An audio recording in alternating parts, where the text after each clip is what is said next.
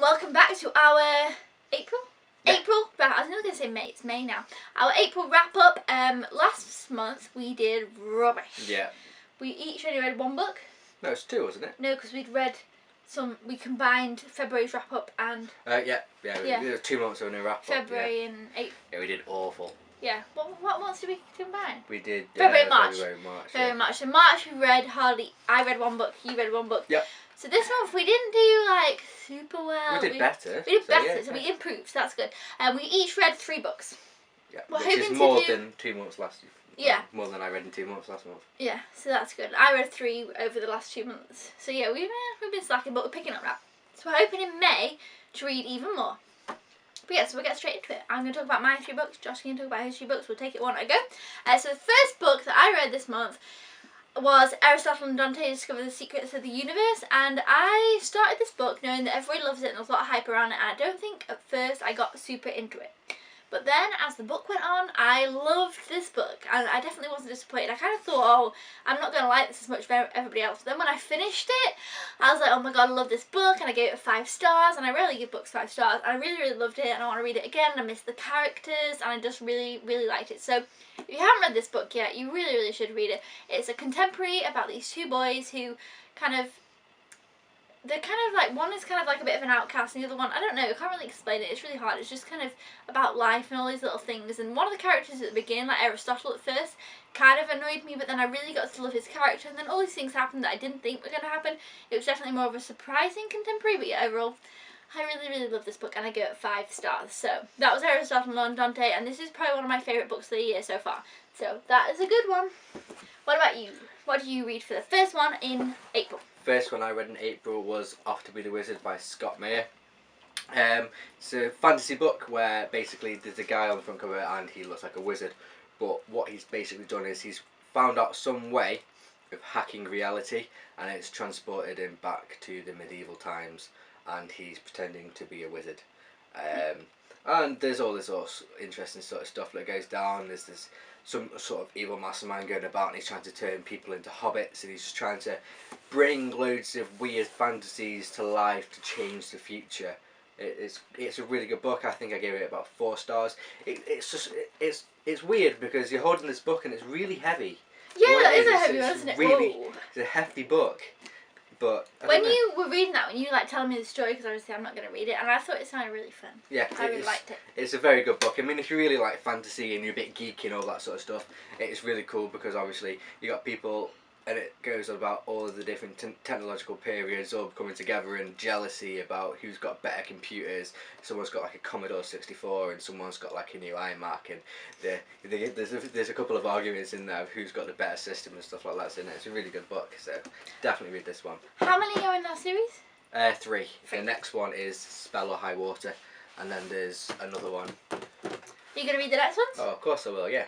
Okay, my next book was Murder Most Unladylike, and I flew through this book and I really, really, really enjoyed it.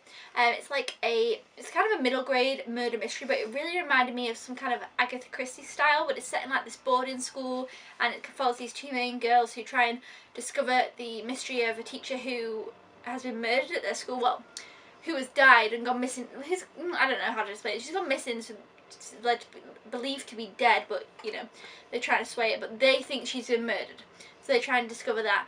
And this is a series, and I really, really love this, but I gave it 4. I feel like in some parts it was kind of lacking, but now I look back on it and I kind of don't think I'd give it, I think I gave it 4.5 because you always change your mind. I know, I really, really, really liked it though, and I've bought all the rest of this series. I own all the others that are out.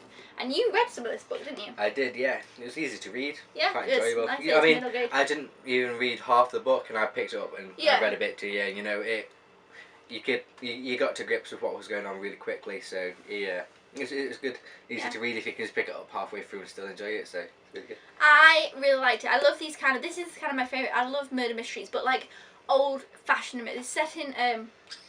It's not set in modern times. I don't think. I thought it was. There wasn't anything to me that seemed like it wasn't actually in the modern times. See, I thought it was. I don't know when it's set now. I thought it was sort of like the modern. Let me look. I don't know. Oh, it's a map! Oh my gosh, I never saw this. There's a map of the front of the school. I read the whole book without knowing the map. This whole thing. Does it not say there's in a the back? whole list. I don't know. It might say at the front. You have to read the book again, aren't you? I don't know, but I don't know when it's set. So now I don't know. But still, I really, really enjoyed this, and I can't wait to read the rest of the series. So that was that one.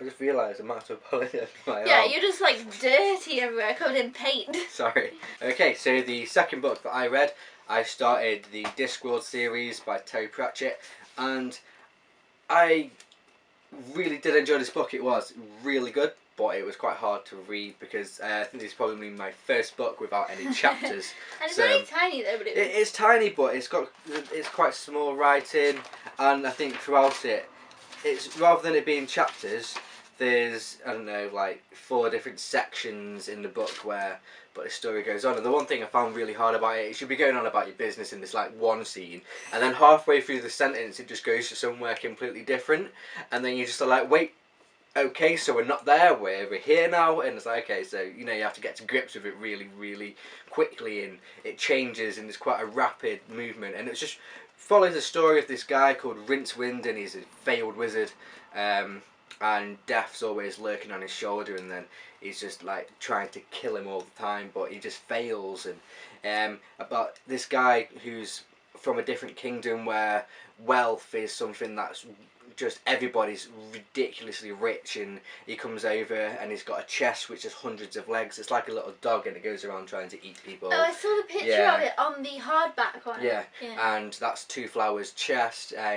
He's got like a magic box where he's got like a little sort of lizard that lives in the box, and he like paints pictures, and it comes out as photographs, and they're going around, and he wants to try and find all of these like death-defying sort of awesome creatures and bandits and heroes, and he wants to just go on exploring, and it's really good because like the colour of magic, it's the 8th colour that a wizard can see, which is Octarine, and it's like a completely different spectrum.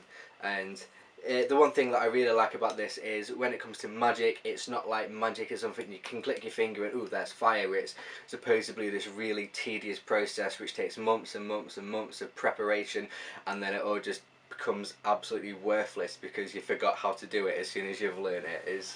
It was a brilliant book, and there's probably like 30 books in this series. Yeah, what did you give it? I think I gave it 4.5. I think it was just really hard to read. Yeah, it took you a while. It did take me a while, but I don't know. It was really good. I mean, and what did we shake on the other day?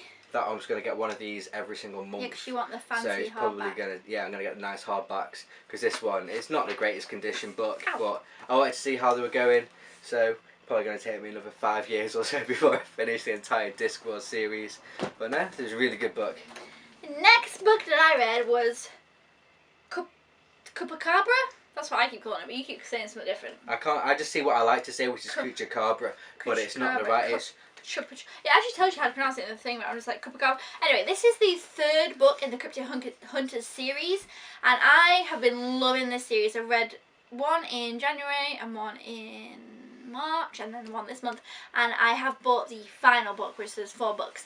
And this one though I didn't enjoy as much as the others. I felt like the plot kind of didn't have as much to it. I still enjoyed it. I really liked the end. The end I really, really, really liked. Like the last, say, 50 pages, or maybe, actually that's a lie, the last 90 pages. It's only a 280 page book, but the last 90 pages I really loved, and I kind of just flew through those bits. You said it wasn't as good as the other ones, did you? Yeah. So the part, it's hard because, like I said, the beginning was like, and then the end I really liked, and then the end also left me wanting the next book, which it always does with these ones. So I'd give it 3.5. So it's quite a low one, whereas my other ones I gave really quite high.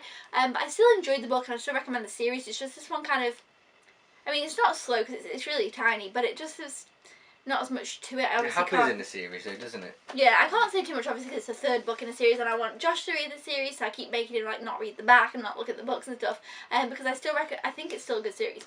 So yeah, I'm going to do a full review of this series once I've read the final book. So yeah, that's that one. Your final book? I went a bit older, again. I read Do Androids Dream of Electric Sheep. This is Philip K. Dick. It's also filmed as the Blade Runner. So, and you've not seen the Blade Runner, so I that haven't seen the Blade Runner, and I really want to see it. it was a very different book. It was something I've not really read much, sort of sci-fi action. I mean, I've read sci-fi books, but this is completely different. So it follows the stories of a bounty hunter, where he has to go around and retire these Andes, which are like androids, and there's like something happens, and after this World War terminus or terminal, something like that, and everybody sort of flees to Mars, and if they go over there and they migrate, they get given a free android. But I think it's a bit not great over there, so all the androids are sort of escaping and they're coming back down. And there's big companies and firms, and they're trying to develop better technology, like the Nexus 6 brain units, which stops androids being really well, basically just noticed under, I don't know, the bounty hunters. So what it sort of goes on about is everything in religion sort of changes, and it goes on. The biggest religion in this book is called Mercerism. It's by a guy called Wilbur Mercer. And what year is this book set in then? It's set in it depends on when you actually buy it, because in previous copies I think it was set in 1992. Because it's old, isn't it? Yeah, and then in others it's 2021 or something like that. It changes in different periods. So there's this religion where it's all based on empathy. So the way you can it goes on about what it's like to be human and what makes us human and what is different between us and androids, and there's a part where he's wondering, is it weird that I'm human and I'm having these feelings towards creatures which just want to kill and have no feelings? Is that human and stuff like that? But so it's quite a deep book as it is. It's quite action packed as well. Going around and killing these Andes. It doesn't meet that many characters, but it's just really cute because the main thing in this book is all animals, they're either endangered or they're extinct.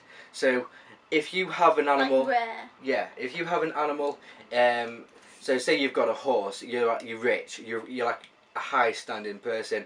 Say you've got a dog, you're still pretty well off there. I mean, if you've got something like a rat, then it's not great, but you know, even spiders, apparently they're worth about £100, $100 or so in the book. If you get a spider, and finding a spider in reality is really, really hard. I like that reality. Not be able to find a spider. So it's called Do Androids Dream of Electric Sheep because the guy Rick Deckard owns an electric sheep. So there is another tier of poverty where people will go out and they will buy electric animals just so they can feel part of the group. So the weird thing about this mercerism is people have these empathy boxes, and in the empathy boxes people just, I don't know, they plug into it. So they plug into the empathy box, and they share their feelings with one another, or they feel other people's feelings, or they can dial and it will make them feel something that they didn't want to feel, but it will just do it anyway. So it's like you can dial it free, and it will say, oh yeah, makes you me talked about want, this at the beginning when you started reading it. You can dial it, you'll dial in, and it will be the feeling of wanting to watch something on TV no matter what's on TV, or dial 224 and always feel compassionate towards your husband no matter what he does. It's just all these really weird little things. It was brilliant. Did any of it surprise you though? Any of it surprised? Yeah, I feel like you've told me like loads about it and none of it was. I wasn't expecting anything that happened in the book. I thought it was going to be some sort of really action-packed sort of, you know, we're going here, we're going to shoot some people, we're going here, we're going to shoot more people. I didn't know what to expect. I knew it was sort of about androids and it was going to be, but from the title, I don't know. It was a bit. I just loved every single part of it. So. What did you give it? Oh, it's going to be a 5 out of 5 for me. Really? 5 Yeah, out of 5? The definitely. best book of the month? Yeah. Okay. Really, really good. So there we go. Sorry for rambling on and on and on and on about it, but it's good. But I always thought when I looked at the movie of Blade Runner, like I think it's like right there. It's Harrison Ford, isn't it? But it doesn't look like that's the type of... I wouldn't have thought that what it'd be about. No, I don't know. No. That's why I really want to watch the film, because I don't know how they're going to be able to... I think this is probably... I feel like a lot of people will have watched Blade Runner. Yeah, but not many people might have read the book. Yeah. But I don't know, I don't really read many books and then watch the film. I've always ever seen the film, and because I was in the film, I don't need to read the book. So. Well, yeah, so I read 3. And Mine I were all read kind of blue 3. and green. Mine are blue. You have a lot of Mine are blue all books. blue apart from my Terry Pratchett. Yeah, but I've got those two are blue, and then this one's a bit kind of green. But yeah, so this is what we read. Those were our favourites. We're going to try and read more next month, aren't we? Yeah. Well, this month is now. But yeah, thumbs up if you enjoy the wrap-ups, and we'll see you guys next time. Thank you for watching. Goodbye!